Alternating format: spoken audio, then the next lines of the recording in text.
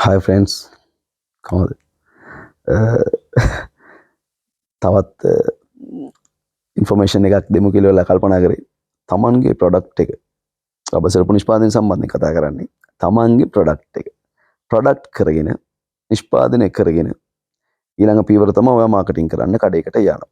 එතකොට වෙන කාගේ හරි සරප්පු දෙකක් හරි වෙන කාගේ හරි ප්‍රොඩක්ට් එකක් ඒ මාකට් එකේ තියෙනවනේ දැනට. දැන් ඔයා අලුතෙන් නිෂ්පාදනය කරපු කෙනෙක් නම් ඔයා නිෂ්පාදනය කරගෙන ගිහිල්ලා විකුණන්න වෙන්නේ අද ඕපන් කරපු කඩේකට නෙමෙයිනේ.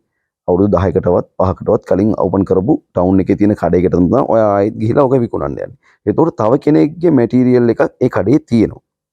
හරිද? එතකොට ඔයා කියන්න යන්න එපා මේ පට්ට ලෝකල්නේ මහත්තයා.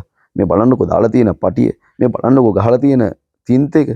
මගේවා එහෙම නෙමෙයිනේ ක්වොලිටිනේ. අන්න එහෙම කියන්න යන්න එපා. තව කෙනෙක්ගේ මැෂින් එකක්වත් තව කෙනෙක්ගේ සෙරප්පු ජෝඩුවක්වත් තව කෙනෙක්ගේ ප්‍රොඩක්ට් එකක් එක සෙරප්පු වෙන්න පුළුවන් හාල් ගෝණියක් හරි වෙන්න පුළුවන් මේ ඕනෑම දෙයක් තව කෙනෙක්ගේ දෙයක් ඔයා කන්ඩම් කරන්න යන්න එපා. හරිද?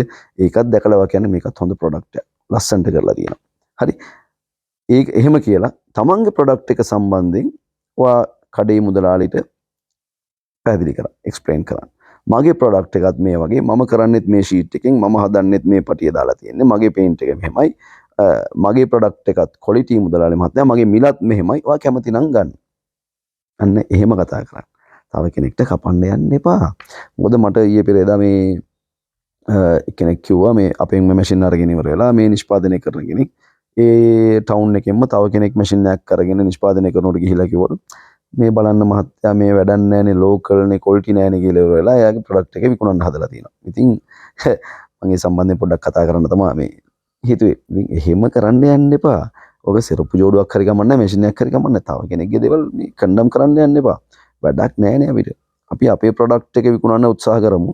අරයාගේ ප්‍රොඩක්ට් එක කන්ඩම් කරලා විකුණන්න එපා. තරඟකාරීත්වයක් දෙන්න. ඕනෑම වෙලාවක තරඟකාරීත්වයක් දෙන්න. ඔයාගේ ප්‍රොඩක්ට් එක සම්බන්ධයෙන් හොඳ කියන්නේ අරයාගේ ප්‍රොඩක්ට් එක සම්බන්ධයෙන් නරක කියන්න යන්න එපා. එතකොට මුදලාලි හිතනවා මේක එන කුහක මහනුස්සයෙක් නේ බං කියලා. එතකොට ඔයාගෙන් ගන්න අර මනුස්සයාගෙන් තමයි දිගටම ගන්න.